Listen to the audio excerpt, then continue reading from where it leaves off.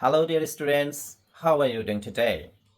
আমরা আজকের এই ভিডিওতে জানবো what class are you in and which class are you in এর মধ্যেকার ডিফারেন্স। তো কমনলি আমরা জানি যে দুটো বোধহয় একই রকমের কোয়েশ্চেন, বিষয়টি তা নয়। What class are you in এটি ব্যবহার করা হয় জেনারেল কোয়েশ্চেন হিসেবে। ধরে নিই আমরা কোনো একটি স্টুডেন্টকে জিজ্ঞেস করছি, তার ক্লাস আমরা জানি না, তখন আমরা তাকে জিজ্ঞেস করবো what class are you in. সে আনসার দেবে I am in class 7, I am in class 8।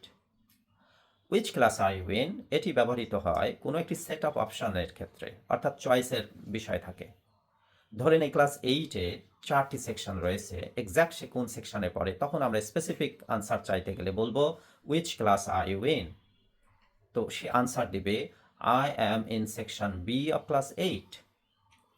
তাহলে সামারি আমরা এভাবে বলতে পারি যে আনলিমিটেড কোনো বিষয় থেকে যদি আমরা প্রশ্ন করি, আনলিমিটেড কোনো বিষয় নিয়ে যদি আমরা জানতে চাই, তাহলে অবশ্যই আমরা প্রশ্ন করব হোয়াট দিয়ে।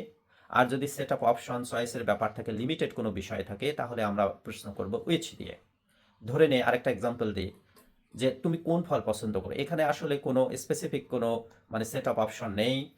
পৃথিবীতে শত শত রকমের ফল রয়েছে, তার মধ্য থেকে একটি ফলের কথা বলছি, তখন বলবো what fruit do you like. আবার যদি 3টা 4টা 5টা ফল আছে, আমরা বলছি যে কোন ফলটা তুমি নিতে চাও। দোকানে গিয়েছি, 4টা 5টা ফল রয়েছে, কোন ফলটা তুমি কিনবে, which fruit do you like to buy here. তাহলে নিশ্চয়ই বুঝতে পেরেছ, লিমিটেড কোনো চয়েস অফ অপশনের ক্ষেত্রে যদি থাকে তাহলে আমরা উইচ ব্যবহার করব, আনলিমিটেড বা জেনারেল কোয়েশ্চেনের ক্ষেত্রে হোয়াট ব্যবহার করব। ধন্যবাদ তোমাদেরকে।